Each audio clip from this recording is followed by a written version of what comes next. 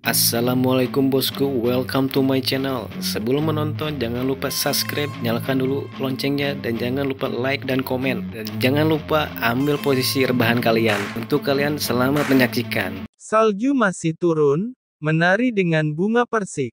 Di lembah Yunruo, Ye Chen, Chu Xuan, Ruoxi berhenti, dan mereka dapat membiarkan mereka beristirahat ketika mereka lelah. Ruoxi melarikan diri, mengambil langkah kaki kecil yang goyah, mengejar kepingan salju yang melayang dan bunga persik, seperti peri, dan dari waktu ke waktu ada tawa. Kamu pernah ke sini? Dengan melirik Xiao Ruoxi berlarian, Chu Xuan memandang Ye Chen ke samping. Ye Chen berkata, aku pernah ke semua tempat yang pernah kamu kunjungi. Ye Chen tersenyum hangat. Chu Xuan berkata, aku ada di sini ketika kamu kembali ke Chu Selatan. Chu Xuan memegang lengan Ye Chen sambil bersandar pada Ye Chen. Ye Chen berkata, tidak heran kamu tidak tahu apa-apa tentang Chu Selatan. Ye Chen tersenyum, dan keraguan di hatinya terpecahkan. Chu Xuan berkata, aku dengan polos berpikir bahwa kamu akan bereinkarnasi sebagai manusia setelah mati, jadi aku mencarimu ke dunia manusia. Chu Xuan meringkuk malas di lengan Ye Chen, masih berbisik, jadi aku menunggu di sini selama 3 tahun, musim semi dan musim gugur, dan 3 tahun rasa terima kasih. Bunga mekar, sampai kamu datang ke sini, tetapi aku pergi, hal dunia ini benar-benar indah, begitu kami begitu dekat, tetapi kami merindukan lagi dan lagi, tetapi Tuhan masih baik, kali ini, kita masih dipertemukan. Ye Chen berkata, jika Tuhan itu baik, bagaimana bisa ada begitu banyak nyawa orang baik hilang begitu saja? Ye Chen tersenyum dengan ketidakpedulian. Ye Chen, tolong jangan menentang langit, aku hanya ingin dunia tenang dan menjadi orang biasa. Chu Xuan duduk bersandar pada Ye Chen, dan memikirkan Liu Ruyan, karena kematian Liu Ruyan, Ye Chen melakukan pembantaian melawan langit. Tubuhnya yang lembut gemetar. Sebagai seorang wanita, Chu Xuan takut, pertemuan yang diperoleh dengan susah payah ini akan menjadi perpisahan lagi. Gadis bodoh, jangan memikirkan yang aneh, aku akan ada di sisimu. Ye Chen tersenyum lembut dan dengan lembut menyeka air mata dari matanya. Aku ingin pulang. Chu Xuan bersandar di pelukan Ye Chen lagi. Ayo berangkat besok. Ye Chen tersenyum. Angin dan daun salju di sini damai, atau kamu dapat memberitahuku tentang 3 tahun perjalananmu, seperti memasuki tanah terlarang di dataran Chu. Apa katamu? Aku belum pernah ke tanah terlarang. Chu Xuan bergumam dan memeluk lagi. Ye Chen berkata, tapi aku juga pernah ke tempat terlarang.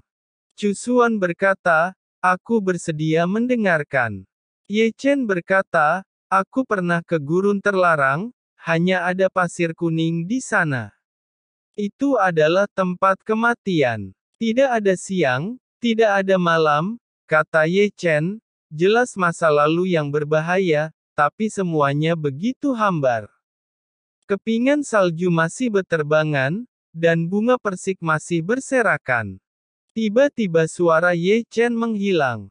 Chu Xuan tertidur, meringkuk pada Ye Chen, dan tidur dengan nyaman, dengan lembut menarik rambut putih yang berserakan, dan pipinya, seperti dia, ditutupi dengan perubahan dan kelelahan. Ye Chen memeluknya membawa ke tempat tidur bambu, tetapi berdiri seperti patung es di samping tempat tidur, memperhatikan Chu Xuan yang tidur nyenyak, kata-katanya bergumam, aku Ye Chen-mu, apa kamu masih Chu Xuan-ku? Chu Xuan belum pernah ke tanah terlarang Dacu. Perkataan Chu Xuan membuat Ye Chen bingung. Dari matanya, Ye Chen belum pernah melihat kebohongan, tetapi siapa yang berbohong? Dalam diam, Ye Chen keluar dari rumah bambu. Di hutan bunga, gadis kecil Ruoxi tertidur di bawah pohon, dan tubuhnya tertutup kepingan salju. Sambil tersenyum, Ye Chen mengorbankan sinar kecemerlangan dan membungkus seluruh tubuhnya. Ruoxi adalah manusia, jadi dia tidak akan terkena radang dingin. Menarik pandangannya dari gadis kecil itu, Ye Chen duduk di atas awan dengan lutut bersilang, lalu menutup matanya sedikit. Diam-diam, Ye Chen tersentuh oleh ide-ide, terus-menerus mempelajari kekuatan, dan kekuatan itu adalah kebangkitan darah tubuh suci kuno seperti yang di katana kakek naga. Untuk waktu yang lama, Ye Chen mencari kekuatan semacam itu. Itu adalah keadaan yang hampir abadi. Ye Chen membiarkannya membunuh jutaan kultivator dengan kekuatan seorang diri. Kekuatan itu juga yang membuatnya berani bertarung melawan langit. Hanya saja Ye Chen mencoba lebih dari sekali dan gagal. Ye Chen tidak tahu kekuatan apa itu, hanya saja itu sangat misterius dan kuat. Dalam keadaan itu, Ye Chen merasa tak terkalahkan. Waktu berlalu dengan hujan salju lebat. Malam tiba, dan Ye Chen mencobanya ratusan kali, tetapi masih tidak menemukan kekuatan itu, seolah-olah itu tidak ada sama sekali. Tiba-tiba, tubuh sucinya yang tertutup salju putih tidak bisa menahan gemetar. Ye Chen tidak menemukan kekuatan itu, tetapi masuk ke keadaan yang luar biasa, merasa bahwa seluruh tubuh disublimasikan, kekuatan melonjak. Apa ini kesempatan untuk menerobos tahap Heavenly Immortal? Ye Chen bergumam di dalam hatinya, dan keadaan pikirannya tetap merupakan keadaan kosong yang belum pernah terjadi sebelumnya, dengan hati-hati menangkap kesempatan itu. Ye Chen sepertinya melihat kilatan gerbang, megah, seolah-olah di depan matanya, tetapi ketika mengulurkan tangan untuk menyentuhnya, gerbang gunung itu sejauh mimpi, dan itu tidak terlihat. Melewati gerbang itu adalah tahap Heavenly Immortal. Ye Chen memiliki spekulasi seperti itu di dalam hatinya. Seberangi gerbang itu, Ye Chen meraung di dalam hatinya, dan gerbang itulah yang menghalangi banyak kultivator selama bertahun-tahun untuk menerobos. Tentu saja, gerbangnya masih belum terbuka, dan hanya ada satu langkah lagi, tetapi sejauh yang ketahui, sulit untuk menyeberang gerbang. Bukannya Ye Chen tidak bisa, tapi peluangnya masih jauh dari cukup. Dengan kata lain, itu adalah neraka di tengah-tengah menghantui bahwa tidak ingin membiarkan Ye Chen menyeberangi gerbang, karena Ye Chen menyinggung kehendak langit, dan karena ini, kesulitannya dalam menerobos ke tahap Heavenly Immortal akan melebihi para raja. Suatu hari nanti aku akan menyeberangi gerbang ini dengan paksa. Suatu hari, aku akan melawan langit, dan menggulingkan langitmu yang indah. Akhirnya Ye Chen melirik langit, dan berbalik diam-diam. Tentu saja, tepat ketika Ye Chen akan menarik diri dari suasana hati yang indah itu, tidak bisa menahan diri untuk berhenti. Ye Chen membalikkan tubuhnya, matanya menyipit, dan menatap lagi ke gerbang kosong. Tidak, gumamnya, seolah melihat sesuatu. Jika menyeberangi gerbang itu masih bukan tahap Heavenly Immortal. Mengapa ada dua gerbang? Ye Chen mengumpulkan matanya, menyeberangi gerbang di depannya, dan di belakangnya ada gerbang raksasa yang lebih raksasa. Menyeberangi gerbang itu adalah tahap Heavenly Immortal. Tahap Heavenly Immortal setengah langkah dibagi menjadi 9 tingkat. Aku sudah berada tingkat puncak tahap Heavenly Immortal setengah langkah. Mengapa aku harus menyeberangi dua gerbang untuk mencapai tahap Heavenly Immortal? Ye Chen sedikit mengernyit, tidak tahu mengapa. Apakah ini juga penjara yang langit tetapkan untukku? Ye Chen bergumam, berbalik dan menarik diri dari alam yang luar biasa, dan Ye Chen tidak punya pilihan selain bertanya pada Taiksu kakek naga. Di lembah Yunruo, Ye Chen membuka matanya.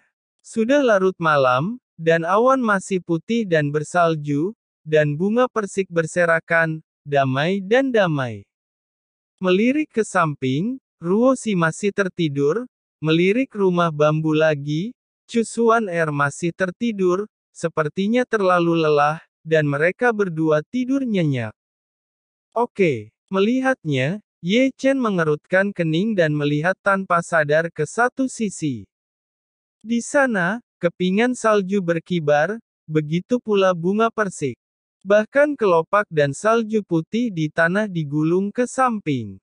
Boom! Detik berikutnya, gempa bumi bergidik dan mendengarkan dengan seksama.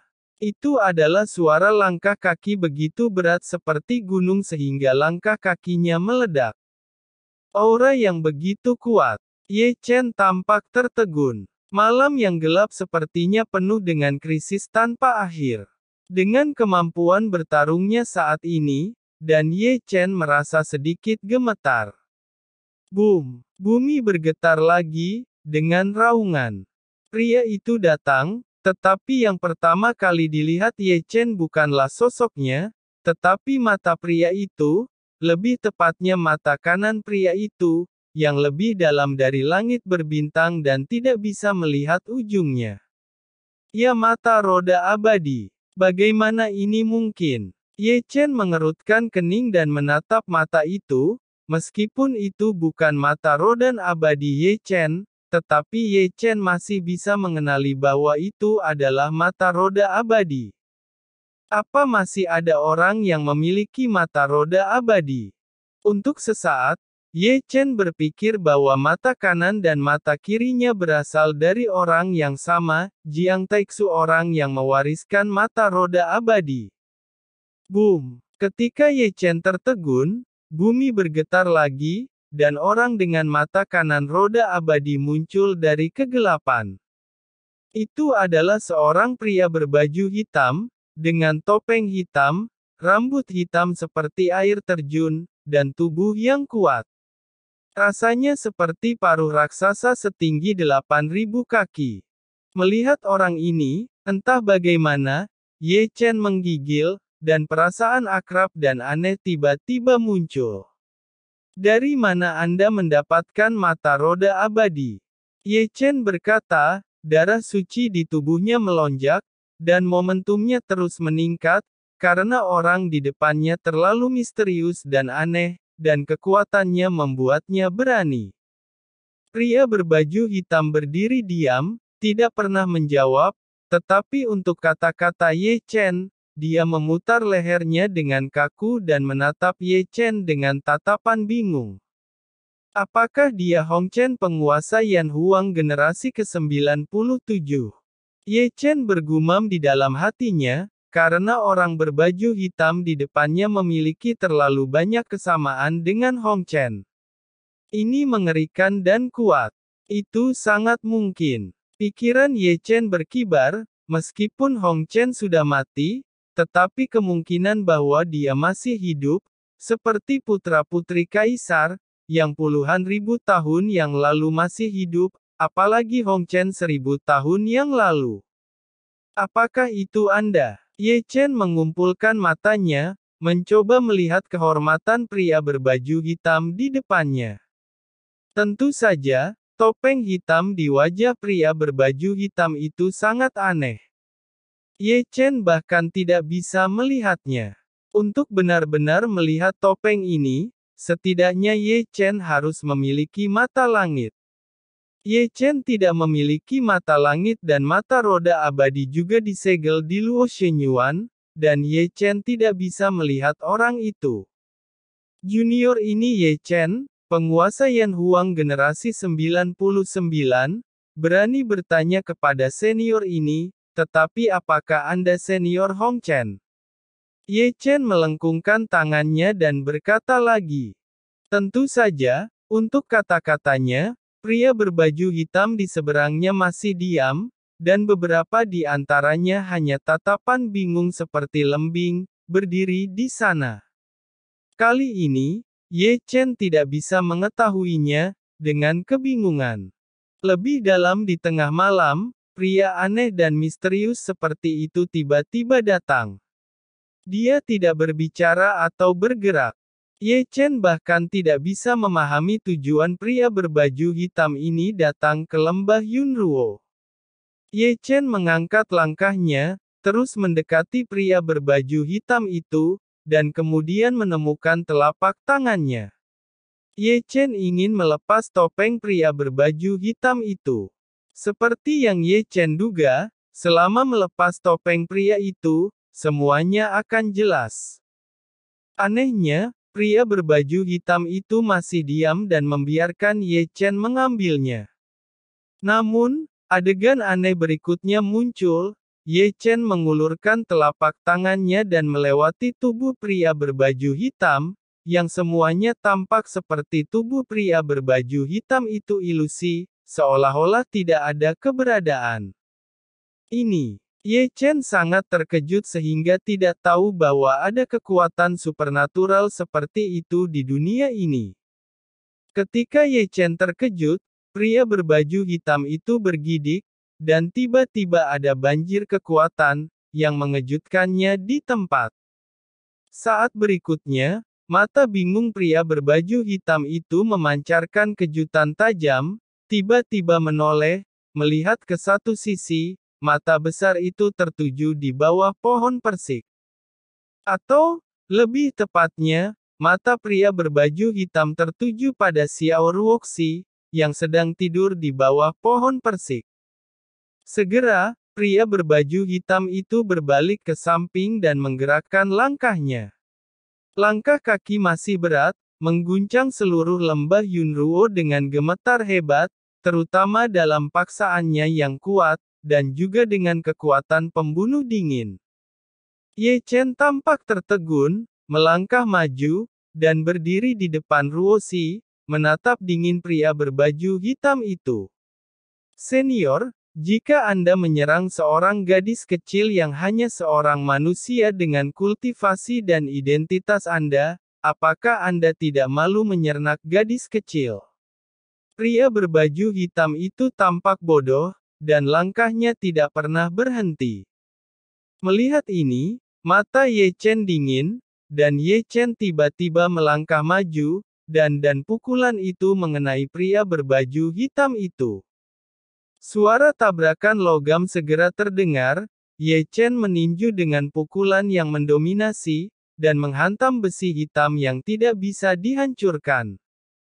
Ye Chen, yang terkejut dan melangkah mundur, menghentikan tubuhnya dan menatap armor besi yang secara bertahap muncul pada pria berbaju hitam. Ya, Ye Chen membalikkan tangannya dan mengeluarkan pedang Cixiao. Pikiran dan pikiran bersatu dalam sekejap, seperti angin, cepat seperti kilat serangan pedang dan mendekati pria berbaju hitam. Tentu saja, gambar aneh sebelumnya muncul lagi, pedang Ye Chen sombong, tetapi tubuh pria berbaju hitam menjadi ilusi lagi, sehingga pedangnya menembus pria berbaju hitam dan hanya menembus udara. Benar-benar ilusi. Ye Chen tampak kaget, lalu mundur. Pria berbaju hitam telah mengangkat tangannya, menyerang Ye Chen. Uff! Darah emas berceceran, tubuh suci Ye Chen yang sombong sama rapuhnya dengan sepotong kertas dan tertusuk di tempat. Ye Chen menghentikan sosoknya, tetapi memuntahkan darah. Tanpa menunggu Ye Chen menstabilkan tubuhnya, serangan lainnya datang kekuatannya tak tertandingi, dan mampu menembus segalanya. Meskipun Ye Chen belum terkena serangan, Ye Chen merasakan jiwa kesemutan. Wajah Ye Chen berubah drastis, karena kekuatan magis yang dilakukan oleh orang berbaju hitam adalah misteri yang menyerang jiwa. Energi hitam bertabrakan dengan energi emas Ye Chen seketika, tetapi dimanapun lingkaran cahaya itu lewat kedua pohon persik di lembah Yunruo, termasuk pegunungan di luar lembah Yunruo, dipotong di tempat. Ye Chen jatuh, memuntahkan darah, dan jiwa berdengung. Bukan karena Ye Chen tidak cukup kuat, tetapi pria berbaju hitam di sisi berlawanan terlalu kuat, yang membuatnya berpikir bahwa itu adalah seorang kultivator di tahap Heavenly Immortal. Boom! Boom! Bumi bergetar, langkah pria berbaju hitam itu tidak pernah berhenti, selangkah demi selangkah, kuat dan mencekik. Ye Chen tampak bermartabat dan menatap sebaliknya. Pada saat ini, Ye Chen pada dasarnya dapat yakin bahwa orang di seberangnya adalah Hong Chen, penguasa Yan Huang generasi ke-97. Tapi Ye Chen tidak tahu mengapa Hong Chen yang dinyatakan mati muncul di sini, dan mengapa dia ingin menyerang Xiao Ruoxi. Mungkinkah pandangan bawah sadar Ye Chen melirik Xiao Ruoxi yang sedang tidur? Tiba-tiba, kata-kata Hong Chen Su murid dari Hong Chen terdengar di benak Ye Chen. Hong Chen Su pernah bercerita tentang Hong Chen, di usia tuanya, Hong Chen kacau, tetapi dalam tidur nyenyaknya, dia akan selalu menyebutkan nama seseorang, Ruoxi. Apakah dia Ruoxi yang dicari Hong Chen? Pikiran Ye Chen berkibar, dan Ye Chen sepertinya memahami sesuatu. Apa tujuanmu? Tiba-tiba Ye Chen menoleh ke belakang, menatap Hong Chen yang datang perlahan. Nasib takdir membuat Ye Chen menyerupai Hong Chen dalam banyak hal. Kekuatan supernatural, misteri, wajah persis sama, pengalaman, dan bahkan Xiao Ruoxi di belakangnya telah muncul dalam ingatan mata roda abadi sebelumnya. Pada saat ini, Hong Chen datang perlahan dari sisi yang berlawanan, dan dia memiliki semacam hubungan yang tidak jelas dengan Ye Chen dan Ruoxi. Semuanya, tampaknya kebetulan. Namun, Hong Chen yang mengenakan pakaian hitam di sisi berlawanan seperti biasa, tanpa kata-kata, hanya paksaan dan pembunuhan sedingin es yang membuat dunia bergetar. Mode iblis buka. Ye Chen mendengus, dan membuka mode iblis. Kekuatan Hong Chen jauh melampaui harapannya, dan kekuatan mode iblis yang Ye Chen butuhkan untuk bersaing dengannya. Jurus ribuan pedang menjadi satu. Dengan dingin, Ye Chen menembak lagi. Serangan pedang ini adalah pukulan puncaknya, dan kekuatannya tak tertandingi. Tampaknya mampu menembus segala sesuatu di dunia. Hong Chen tidak bergerak, tetapi ada susunan gosip di bawah kakinya.